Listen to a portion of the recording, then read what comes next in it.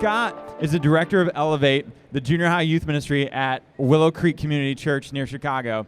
He serves on the leadership team at Willow Creek and is the author and co-author of several books, including Middle School Ministry, The Red Stuff, and the teen edition of John Ortberg's The Me I Want to Be. So you made that sound way more impressive than it actually is. So just then give us some more. Like tell us a little bit more about. Man. That's more than I really am right there. So. Well, tell us a little bit more about your history in youth ministry, a little bit of your story, specifically in the crazy world of working with middle school. Yeah, well, I was talking to a guy today, and the funny part about being in middle school ministry, I think so many people end up there on accident. I was talking to a guy and said, "How'd you get in?" He goes, "Well, I didn't really intend to," and I found that that's true for a whole bunch of people, myself included. I was minding my own business, working with young adults in our church, and someone called me and said, "Hey, we need someone to run middle school ministry." I was like, "Good luck!"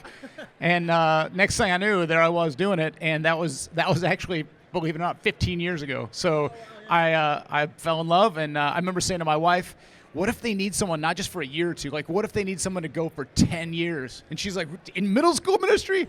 And so we blew past that, and here we are. But I love it. I love it, and I see God do good stuff with it. So yeah. So what do you specifically love about that age range?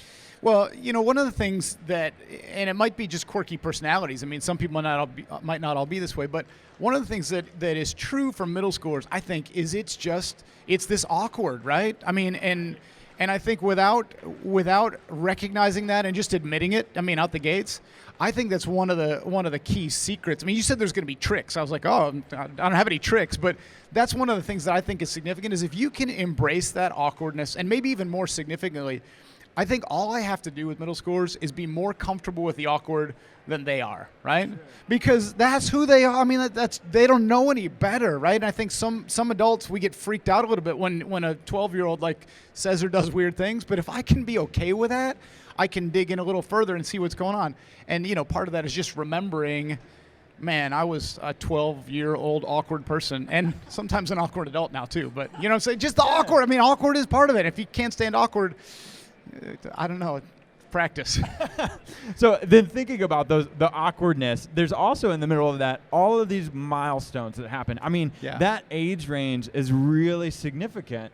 So maybe talk a little bit about those milestones and how you prepare for them and how you launch off of them. Yeah, it's a good question. I think milestones is part of it, and this may go hand in hand with what you're saying there, but I feel like one of the key things about middle school ministry is to go back and to remember your own milestones, remember your own pieces with that. I think that for some of us, maybe just because we get older, or maybe some of us, it's a gift that God gives us of kind of like blocking that kind of stuff out. We forget some of what that was like, but you remember, some of the firsts that you go through. You remember, I mean, the reality is most kids, middle school is the era where their body starts to change, where the wonderful world of puberty begins. And it's just fun to say puberty, like into a microphone, if you haven't done it recently. But when you talk about those milestones, this is let me embrace the awkward here for a second. I hadn't taken into account in my first year of middle school ministry that is for a lot of girls a magical era where they go from being a girl to beginning the whole physical womanhood thing. And I was talking to my wife after one morning, and she said, I was talking about this girl named Katie, and I said, gosh, she just wasn't herself today. And she's like, what do you mean? I said, well, she's usually all chipper and upbeat, and I was digging to try and find out if there's something wrong. And she goes, I actually know something that was going on. And she gave me the whole, visitor, she had and I was like, I've only got sons. I've never been a teenage girl. And so I was like, oh my gosh. And Jacob, no kidding, I hadn't thought about the fact that that's reality for a lot of middle school girls, and they're probably not going to tell their male youth pastor, hey, a tough week for me, a little challenging week for me. So I got to keep that in mind, right? Like, I get it. And so when you talk about milestones, it's just, but I block that stuff out. I think about some of my own, growth in that way, and I just kind of push it back. So get out your yearbook or get out your, pictures from 7th grade and just go, whoa, I would like to imagine you in 7th grade. I just wish I could flash a picture on the screen special. Right now. It was we're going to move past that really quickly. So how do you connect, when you think about middle school on the broader church level, where middle school students fit in the broader church, how do you draw connections into middle school ministry and then launch them out of middle school ministry effectively? When you talk about like the broader church, you mean just like in the Yeah, in the rhythm and the flow of the way in which y'all serve families at Willow Creek. Like, what's the transition to help make sure they are caught up to speed when they get into middle school, and then they are effectively equipped for high school? Yeah. It's a good question. It's because it's such a unique age frame, right? I mean, like we need to minister specifically to that. We just did a retreat a couple weeks ago, our fall retreat, and the whole theme of it was about your identity. You know, your emerging identity. Who am I, and what does that look like, and how is that, founded in Christ, but what is the world tries to give me different identities and whatever. So there's some things that are really specific for middle school, but then there's another part of it where we can't forget that like we're not an island unto ourselves. Sure. And so on a regular basis, we bring middle schoolers into the main worship gathering, and everyone looks at them funny and is like, should you guys be in another room somewhere or whatever? And we make a lot of noise and it's all awkward. But at the same time, it's just the reality of bringing them into the church. And then you said an interesting thing too, Jacob. So much of what I'm trying to do is trying to prepare them for those 4 years of high school. Sure. And it's unique on the way there, right? But I'm trying to get them ready for freshman year. I'm not trying to do everything that we're gonna do for them in senior high ministry, but I'm trying to prep them for that and keep them excited about the church so that they can go off and run in high school. Yeah. So working then with middle school parents of middle school students, what are some kind of your go-to tips that when you have volunteers come in and maybe they've never worked with middle school students before and they start interacting with parents, what are some go-to tips that you share with them to get them ready for that? Well, I think one of them really is a lot of people, I think when you head into ministry, youth ministry in particular, and middle school ministry, youth ministry in general, middle school ministry in particular, is I feel like a lot of people go, I came to help students, right? I want to focus on these students and parents, whatever. But I feel like middle school, even more than high school, you have an opportunity to really get to know a kid more through the eyes of their parent. And let's be honest, the parent is the one who knows the specifics about them and whatever the most.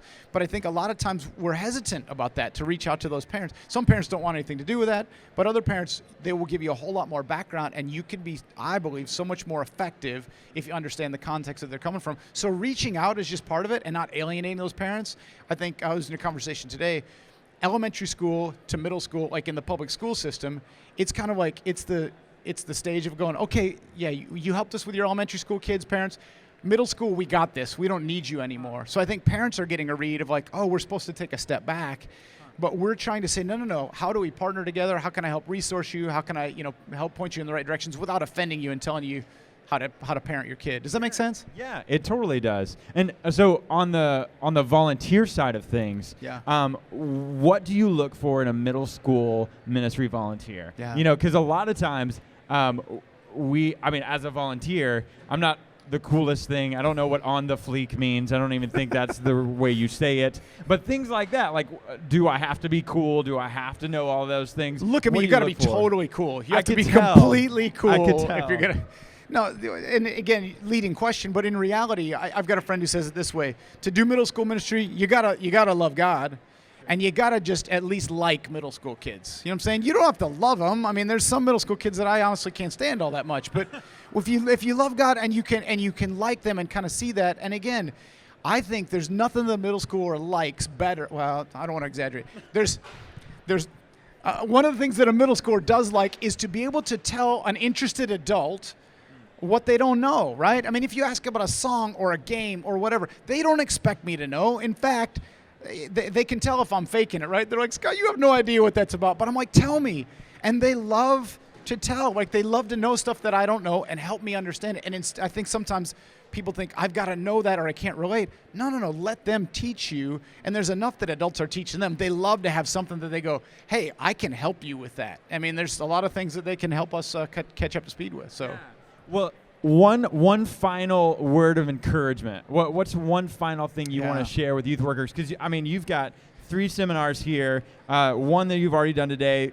Tomorrow you have tried and true volunteer training, and Saturday as well you have the nitty-gritty middle school ministry. Nitty-gritty, isn't that a good title? Nitty-gritty, right? So give us one final word of encouragement leading into that stuff. Yeah. Well, I don't know if it's encouraging, but, it's... Here to be my final word.